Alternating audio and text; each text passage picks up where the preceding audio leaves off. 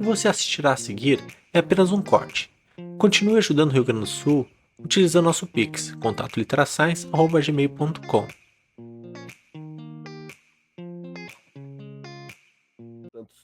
Tanto vem sofrendo, né, nesses últimos dias aí no estado do Rio Grande do Sul. E aí, já entrando, né, um pouco dentro da minha intencionalidade de fala, eu gostaria de expressar aqui o meu carinho, né, mais especificamente por meio dessa foto da Avenida Mauá, que eu particularmente fiquei estarrecido ao ver quando ela estava cheia de água, né? E a gente sabe que não é só água, que quando a água vai baixar, vai ter lama, vai ter intempérie, vai ter caos. Então, quando a gente tem, pelo menos eu, né?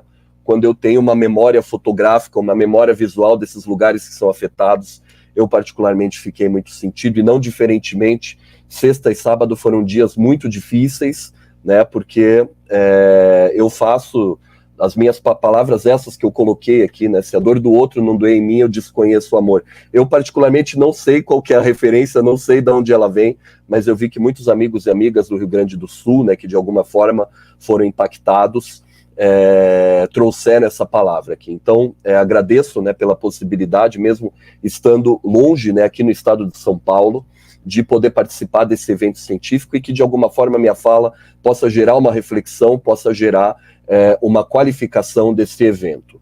E, obviamente, acho que eu particularmente acho que todas as falas são muito políticas, né? E essa tragédia, aquilo que vem sendo vendido como um problema das chuvas, eu tenho uma visão um tanto que diferente, né? Porque não é o problema da chuva. Eu vi que em um curto espaço de tempo, houve uma flexibilização do Código Ambiental aí do estado do Rio Grande do Sul, mas especificamente em 2019. E quando a gente fala de flexibilização, a gente envolve temas que são muito caros à sociedade. E quando a gente fala de temas que são muito caros à sociedade, a gente fala de iniquidade, a gente fala das diferenças que são advindas das injustiças. Então, nesse sentido, né, eu faço aqui um exercício, em primeiro lugar, para homenagear, né, essas pessoas que infelizmente tiveram as suas vidas abreviadas, né, por conta dessa situação, e ao mesmo tempo trazer aqui uma reflexão de que as pessoas precisam ser responsabilizadas, né, os políticos que flexibilizaram, os políticos que de alguma forma hoje vestem aí com o colete da Defesa Civil, esse verniz não me ilude, né? Porque não adianta você correr para um lado e depois querer mostrar uma situação de uma outra forma. Então a gente não pode desconsiderar que essas pessoas também são diretamente responsáveis, né, por esse caos, por essa intempérie que vem acometendo, né? Eu não vou dizer acometeu, porque vem acometendo o nosso querido estado aí do Rio Grande do Sul. Eu estive, né, em Uruguaiana, estive em Porto Alegre em setembro do ano passado. Eu tive a oportunidade de pegar um avião ponta a ponta, de fazer uma fala em Uruguaiana, né, muito por conta do programa Vida em Movimento, que eu tenho parceria, e vi a situação do estado. Eu falei, gente, olha, eu nunca fiz esse voo, mas para mim é nítido que a água está muito alta. E obviamente que quem vai sofrer com isso são populações historicamente vulneráveis, né? Então a gente precisa sim ter uma consciência, fazer uma reflexão do quanto que a ausência de política, ou quanto que a mudança desses temas que são caros à sociedade de alguma forma impactam. Mas, obviamente, esse aqui não é o tema da minha aula. Acho que isso é uma forma também de mostrar minha inquietação. Acho que é um momento aqui, a gente tem liberdade de cátedra, me permitam, Emanuel e Felipe, né, de trazermos as nossas inquietações, porque senão a gente sempre vai culpar a chuva, vai culpar a nuvem, vai culpar as pessoas que moram em zona ribeirinha, vai culpar, né, coisas que não são culpáveis, né, quando que o problema é muito mais complexo do que isso.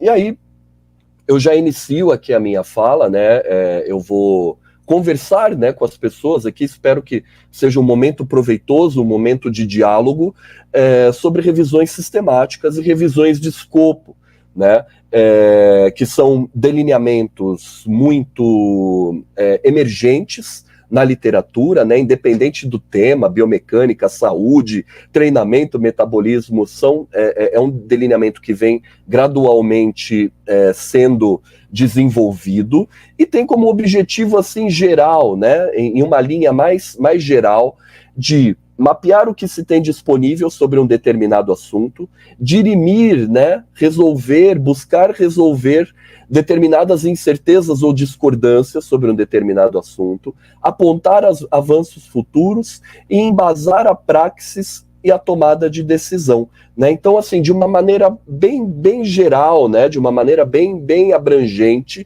são essas 4, né, algumas das principais serventias de um estudo de revisão, independente se de revisão sistemática ou revisão de escopo da literatura. E, não diferentemente, né, como a gente gosta de dar nome para tudo, criar coisas, às vezes até criar a roda que já foi criada há muito tempo, nós temos distintas terminologias. Não é o objetivo dizer o que é mais certo ou o que está menos errado, mas de apontar que algumas dessas terminologias, elas são correlatas, né? Então eu fiz essa divisão, esse marco divisório aqui, considerando se a revisão tem método reprodutível de busca, identificação, avaliação e extração de dados. Se tem, ela pode ser uma revisão sistemática, pode ser uma revisão de escopo, pode ser uma revisão integrativa, que é muito famoso, né, esse delineamento, sobretudo na área da enfermagem, ou uma revisão guarda-chuva ou overview, né, que é uma revisão de revisões sistemáticas, uma revisão de revisões de escopo. Tá? E se ela não tem esses métodos, então é uma revisão narrativa, aquela mais tradicional, né, que a gente lia muito nos anos 80, nos anos 90, que eram prefaciadas, escritas ali por grandes nomes, né, com uma carreira mais consolidada de pesquisa. Tá? Mas para os fins desse encontro, eu até coloquei aqui, me permitam, né, como a gente tem essa dualidade do azul e do vermelho no Rio Grande do Sul, a revisão sistemática e a revisão de escopo, mas eu não entro na briga, tá, Felipe e Emanuel, eu digo que eu torço pro Zequinha. Até porque aqui vai dar Grêmio, aqui não precisa nem botar votação que vai dar Grêmio. Eu sou Zequinha, tá? Então, que é o que eu sei que é querido pelos dois, né? Morando 8 anos no Sul, eu descobri que tem tipos de brigas que você não deve comprar e essa é uma delas, tá? Mas brincadeira à parte, meus amigos, e aquilo que for comum entre os dois, eu apontarei na cor roxa, tá? Na cor lilás.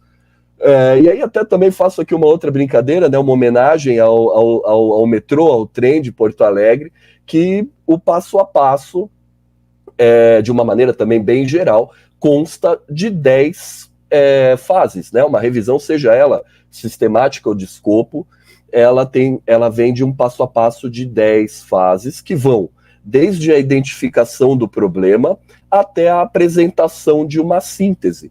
E é claro que entre esse primeiro passo e o 10º, a gente tem, né, um trabalho que é muito minucioso, um trabalho de curadoria que a gente não pode perder de vista o processo organizativo.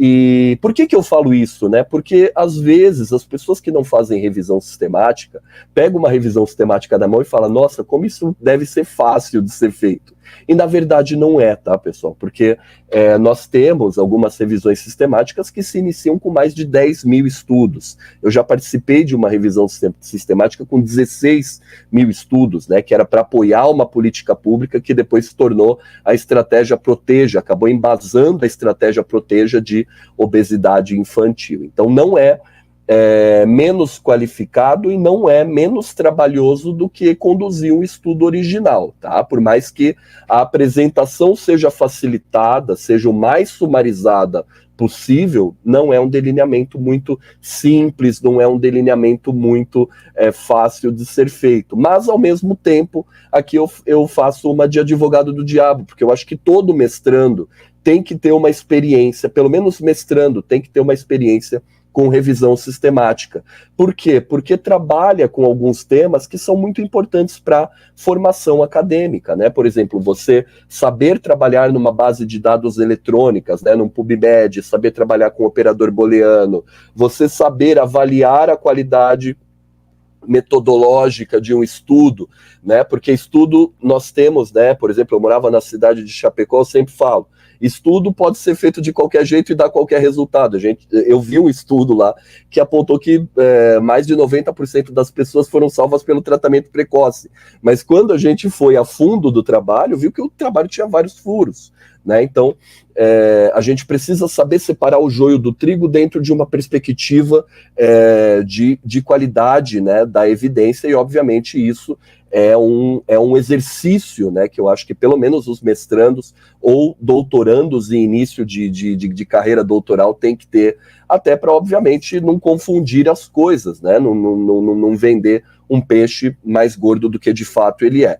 E também, por fim, né, o processo de sumarização da evidência, não apenas como um fichamento, mas de você tomar uma decisão, de você seguir um caminho a partir de um conjunto de informações.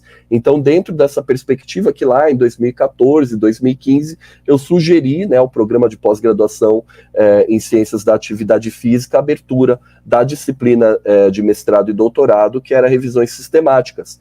E hoje eu oferto ela, né, até faço um convite, se me permita aqui o merchan, ofertarei, né, provavelmente na época ali de férias, né, em uma semana corrida, virtualmente, né, remotamente pelo programa de pós-graduação em Desenvolvimento Humano e Tecnologias que eu estou credenciado na Unesp de Rio Claro. Tá? Então, quem tiver interesse é muito bem-vindo. Eu particularmente gosto de agregar o maior número de pessoas possíveis, porque eu acho que a gente consegue discutir bem, né? E são várias áreas.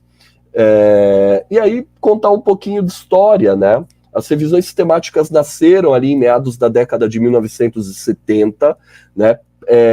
Mais na área ali da psicologia, mais na área da sociologia, e elas partem de uma questão de pesquisa específica, né? Quando a gente fala de saúde, uma exposição, um desfecho, uma intervenção, um desfecho, via de regra, tá? Claro que tem revisões sistemáticas que tem mais de uma exposição, mais de um desfecho, mas via de regra, né, o que está no papel ali, quando a gente vê os manuais de Cochrane, etc., uma exposição, um desfecho. A revisão sistemática, ela é mais relacionada à observação de efeitos e magnitudes, né, no sentido de dirimir uma eventual dúvida, no sentido de apresentar um resultado confiável para a tomada de decisão, e uma revisão sistemática pode ter uma hipótese refutada. Né? Então, por exemplo, eu vou contar minha experiência de doutorado. Eu desenvolvi uma revisão sistemática que tinha como objetivo avaliar os efeitos de intervenções escolares sobre o IMC, né? E estatisticamente o resultado não foi positivo, né? Foi um resultado nulo do ponto de vista estatístico. Acho que ninguém discorda aqui, né? Que a atividade física, né, que os esforços multicombinados são potenciais para a redução do peso, né, de indicadores antropométricos. Mas a ciência disponível, né, não foi a suficiente para apresentar essas mudanças no momento que eu fiz o trabalho de tese, tá? Então, uma coisa é a verdade que existe no universo e outra coisa é a verdade que existe num determinado conjunto de artigos, né? Então, quando a gente fala de revisão sistemática, talvez a gente ainda não tenha os instrumentos, não tenha as formas de coleta e de análise suficiente para demonstrar aquilo que a gente intui, né? Aquilo que o nosso conhecimento empírico intui no mundo real, né? Numa perspectiva ampliada. E como eu indiquei, né, a revisão sistemática ela tem um método reprodutível de busca, seleção, extração e análise da evidência, tanto que hoje, né, um dos indicadores de sucesso é que você tenha um protocolo da revisão sistemática, né? Quando você submete, olha, você tem um protocolo, você colocou esse registro numa base, como por exemplo o Próspero, em algum outro repositório, e obviamente que isso pode ser até um fator que vai aceitar ou excluir, né, rejeitar o seu artigo no processo de avaliação por pares. A revisão sistemática ela tem dois caminhos de apresentação dos seus dados, né? O primeiro, que é uma síntese descritiva, que apresenta de maneira qualitativa as informações desse determinado grupo de trabalhos, e a meta-análise, né, que é aquele resultado quantitativo que considera, né, distintos resultados individuais e oferece um efeito sumarizado. Depois eu vou mostrar um gráfico aqui a título de conhecimento de uma meta-análise. E as revisões de escopo, né, elas emergiram ali mais para metade dos anos 2000, e elas partem de uma questão de pesquisa que pode ser mais ampla, né, do que uma revisão sistemática. Igualmente, ela tem processos de busca, seleção, extração e análise sistematizados, e não necessariamente visam elementos como efetividade e eficácia. Então, a gente aqui está falando de estado da arte, aqui a gente está falando de mapeamento dos principais conceitos, mapeamento das informações de um determinado corpo de trabalhos. Então, a apresentação, os caminhos, né, a intencionalidade de uma revisão de escopo é diferente da intencionalidade de uma revisão sistemática. A revisão sistemática, via de regra, recomenda-se, né, que utiliza delineamentos de estudo que são parecidos, o famoso Randomized Control Trial, né, ou estudos de corte. E a revisão de escopo não, você pode colocar desde relato de caso até mesmo uma meta-análise, tá? A revisão de escopo ela tem um objetivo mais amplo de mapeamento e de apresentação do estado da arte de um determinado tema.